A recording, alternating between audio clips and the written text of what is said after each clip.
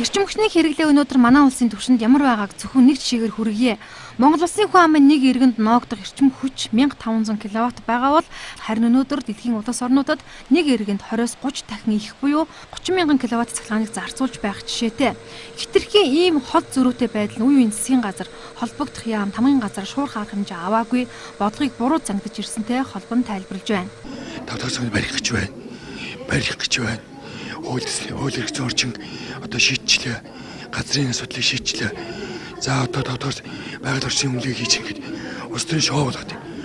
Ердөө маш хурдан тавтагц цагтаасны зайлшгийг ердөө засгийн газар өдөр тутмынхаа гартаа аваад одоо хийж байгаа ажил дээр нь хяналт тавиад ажиллахгүйгээр нэг сэрвэд 2 жил өнгөрлөө шин. Цагтаа ийм том цахилгаан станцыг барихад хамгийн багт 36 сар хэрэгтэй. Өөрөөр 3 жил. Тэгэхээр энэ засгийн газар уг нь өөрийн бүрийн эрхийн хугацаанд 5 дугаар цахилгаан станцыг бариад ашиглалтанд оруулж тийм болцоо байсан. Харамсалтай лав өөрийн бүрийн эрхийн хугацаанд ашиглаж чадахгүй юм байна. За манай ерөнхийлөгчийн бүрийн эрхийн хугацаанд ашиглаж амжихгүй боллоо шин. Тэгэхээр одоо юу хэлж ирэхээр тэгэл одоо ингээд ажилласан нам одоо ардын нам хамтараад засгийн газар барьсан дангаараа барьж ийн гэд 8 жилийн хугацаанд нэг станц барьж чадахгүй. Яагаад манай улс төрчгээд 90 оноос хойш явсан нөхдүүд энэ эрчим хүчний салбарыг ядуурлын доор хортол унгаж чад санаа зовхгүй ингээд нэг ойр зурх юм яриа сууж идэх гайхаж байна л да. За өнөөдөр таны ойр орчинд гэрэл асчил байвал эрчим хүчний ядуурл бий болно, хомсдол үүснэ гэдэг үг хитрхи хол хөндий сонсогдох нь мэдээжээ. Гэвч манай улсын эрчим хүчний нөхцөл байдал үнэхээр дөнгөн даган ёстой л амь зогоох төдийхөнд явж байгааг онцгойлон анхааруулж байна. Яг одооных шиг байдал дахин 10 жил үргэлжлэвэл 2030 он гэхэд эрчим хүчний салбар маш хүнд байдалд орохыг хэллээ. За бодлого менежмент одоо хэрнээ асар муу байгааг энэ онд амжиж ашиглалтанд орох хамгаалангийн дулааны станцын үйл ажиллагаанаас иш татаж байна.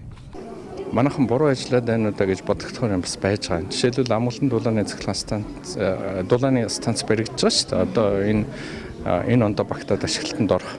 Тэгээд жишээлбэл тийм ч юм болсонгүй, юм ч юм болсонгүй гээл ажилд нь бэрхшээл учруулахаас гадна айгүй их торгуул моргуул тавиад байгаа сонсогдоод байгаа байхгүй юу?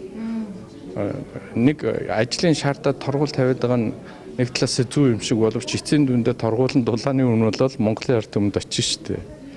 Тэгэхээр эрчим хүч дулаан ийм юм дээр хандлага бол өөр ах хэвээр байхгүй юу?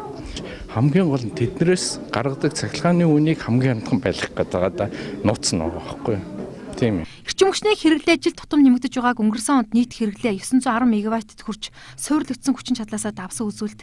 Гэтэл Монгол улсын хэмжээнд ашиглагдаж байгаа эрчим хүчний их усүрийг нийт суурилагдсан хүчин чадал нь 878,143 МВт байх юм а. Үүний 95.5% буюу 827.4 МВт нь дулааны болон дизель станцын харин сэргээгдэх эрчим хүчний их усүрээс дөнгөж 37.4 МВт эрчим хүчийг гаргаж авч байгаа юм а. За Монгол улс ногоон эдийн засгийн бодлогоор шилжиж байгаа эхний гараан дээр сэргээгдэх эрчим хүчийг хөгжүүлэхэд анхаарч салбар яамны зүгээс энэ хүрээнд нийтдээ эрчим хүчний 5-6% эзэлж байгаа сэргээгдэх эрчим хүчний хувь хэмжээг 20% хүргэх зорилт тавьсан байна.